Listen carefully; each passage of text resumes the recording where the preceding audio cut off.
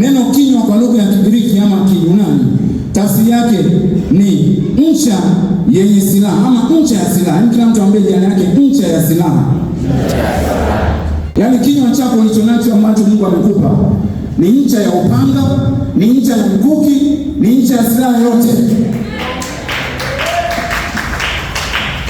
Yaani hicho kinywa ambacho Mungu amekupa usikitumie kwa kufanya vitu vya ajabu. Kitumie, inasema kwa lugha ya Kiyunani ama lugha ya Kigiriki, neno kinywa tafsiri yake ni ncha ya silaha. Kanisa zima ndio tuseme ncha ya silaha.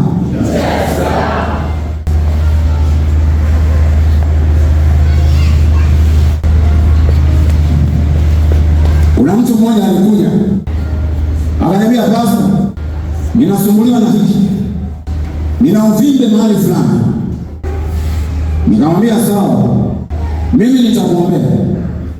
Lakini baada ya kukuombea, inatakiwa wewe mwenyewe utendee imani hicho nilichokuombea." Bwana Yesu asifiwe sana.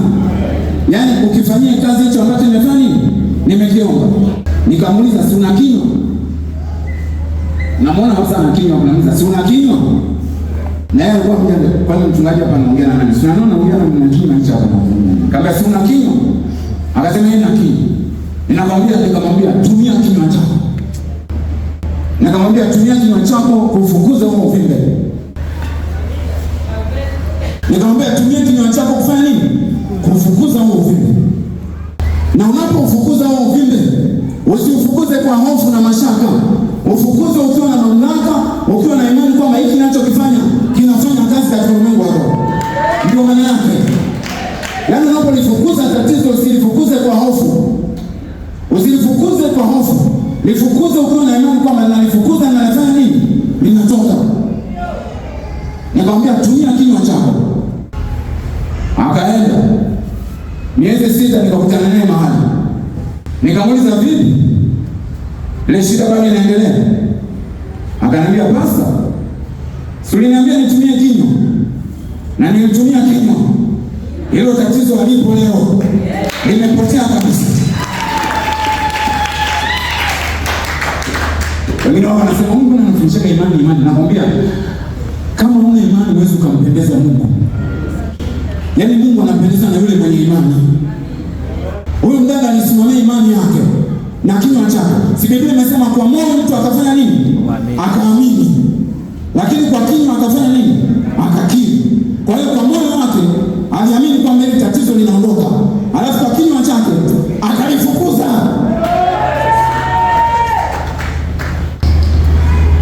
Ukiamini kwa moyo wako, alafu ukatamka kwa kinywa. Unaamini kwa moyo, alafu unatamka kwa kinywa. Na unapotamka usitamke kwa hofu. Unatamka kabisa kwa ujasiri, "Wewe uvimbe, ninazungumza na wewe. Kuanzia sasa, wewe sio wa kwangu tena. Kuanzia sasa, na kufukuza, ondoka wewe uvimbe. Ondoka kwa mamlaka ya jina la Yesu Kristo." Unapofukuza uvimbe, siku hadi siku uvimbe unatoweka. Unapungua. Basi siku hadi siku unatamka kwa wewe uvimbe, kuanzia leo wewe mama mdogo, wewe haupo tena. Siku hadi siku, siku hadi siku. Mpaka siku ukienda kwa daktari kwa ugonjwa haupo. Tatizo ni kwamba tunafukuza kwa hofu. Unafukuza leo, alafu maumivu ndio unazidi kuyasikia. Niliwaambia hapa siku ya Alhamisi. Nikamwambia kwamba hivi, unapoomba Mungu akuondolee kitu, alafu ndio unaona kinazidi kukaza, usiachie hapo. Bwana Yesu asifiwe sana. Yaani unapoomba Mungu niondolee ugonjwa, unafukuza ugonjwa. Kwa nini kuona mtu anazidi kuomba kitu, anaomba ugonjwa utoke, alafu akiomba ndio maumivu yanafanya nini? Zidi. Maumivu yanapozidi hapo, ujue kama ni vitu viwili vinagombana. Ujue kama ni vitu viwili vinapingana hapo. Ni hofu na imani vinapingana. Kipi kichukue hatamu? Yaani ndani ya chumba cha moyo wako kuna vitu vile ambavyo haviwezi kukaa pamoja. Kuna hofu pamoja na nini? Na imani. Sasa imani inapozidi sana, ina maana ni hofu inafanya nini? Inaondoka. Lakini hofu inapozidi sana, ina maana imani inafanya nini? Inaondoka. Kwa hiyo unapoona lile tatizo linazidi kuongezeka unapoomba, ujue Lakini ukiona hivyo, wewe endelea kuomba, endelea kuomba, endelea kuomba. Unapozidi kuomba, ile hofu inazidi kuachia, ile hofu inazidi kuachia, ile hofu inazidi kuachia. Na hofu inapoachia, imani inapanda, imani inapanda, imani inapanda. Imani kisha fika kile kikomo, hapo ndipo uponyaji wako Bwana tayari. Sijui kama mnanielewa. Hamjanielewa baba. Hamjanielewa baba. Nikawatolea mfano haya hapa. Sisi tunafuga kuku vizuri kabisa. Tukanunua intake ya kwanza kuku wengi tukaweka bandani. Tukaomba sana siku hiyo. Tuliomba kweli na mke wangu, tumejifungia bandani wawili. Utafikiri mapacha. Tunatakasa banda, tunasafisha banda kwa damu ya Yesu, tunatakasa banda, tunaosha banda, tunafukuza wachawi wote kwenye banda, tunafukuza kila uharibifu kwenye banda.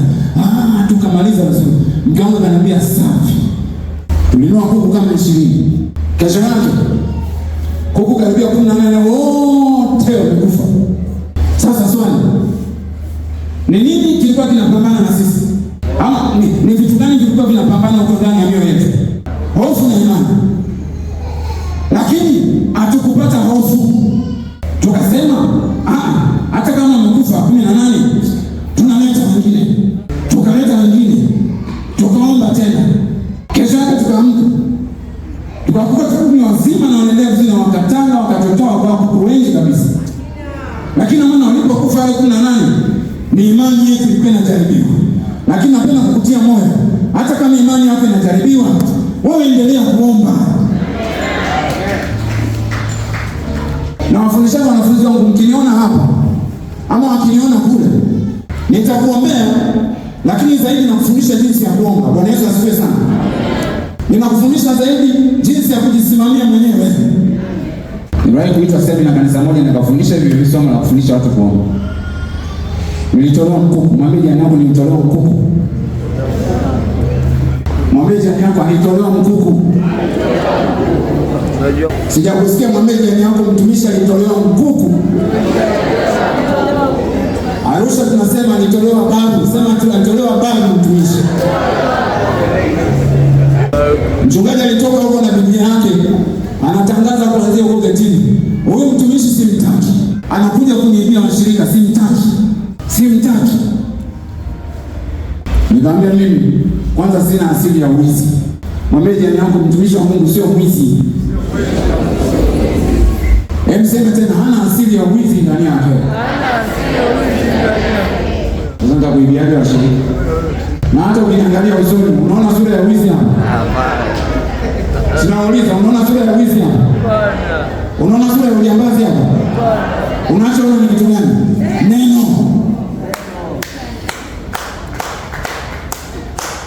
Akanifukuza nikaondoka. Nikamwambia na alikuwa ameniita semina yeye mwenyewe na siku ngapi? Siku 3. Hata semina sikuishi. Nikaondoka zangu nikaenda. Na begi langu. Kwa sababu alikuwa amenishikia Biblia. Toka. Yaani na maana kwamba alikuwa ananilani na Biblia yake. Toka. Huyu amekuja kuniibia washirika. Kumbe alikuwa hivi anaponiambia toka, yeye mwenyewe anajiambia toka. Ikapita miezi fulani, nikakutana na mshirika wake, nikamuuliza vipi pastor wetu anaendelea? Na yule pastor alishaacha kanisa, hana huduma tena na ameoa mke mwingine huko Iringa. Lazima ndio anasema mpaka mafuta usimnyoshee kidogo. Amina. Mpaka mafuta anayeidini na mpaka mafuta ni Mungu Baba mwenyewe. Amina. Mwanadamu huwezi kudili na mpaka mafuta. Amina. Hata Daudi alishindwa kumuua Sauli kwa sababu alikuwa ni mpaka mafuta.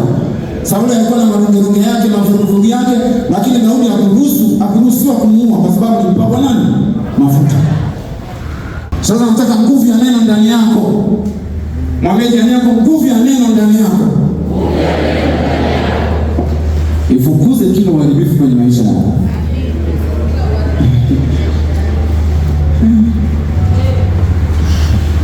Ifukuze kila uharibifu, niseme kwenye anga lako. Mwambie jirani yako kwenye anga lako. Yaani kila uharibifu.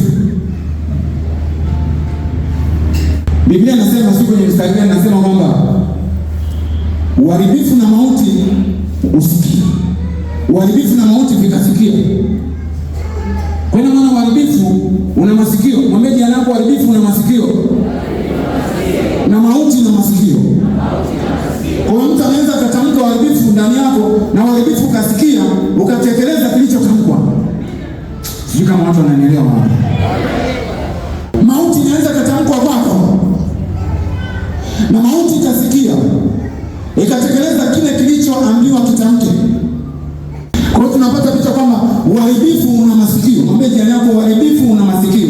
uharibifu na masikio, na mauti na masikio, na mauti na masikio.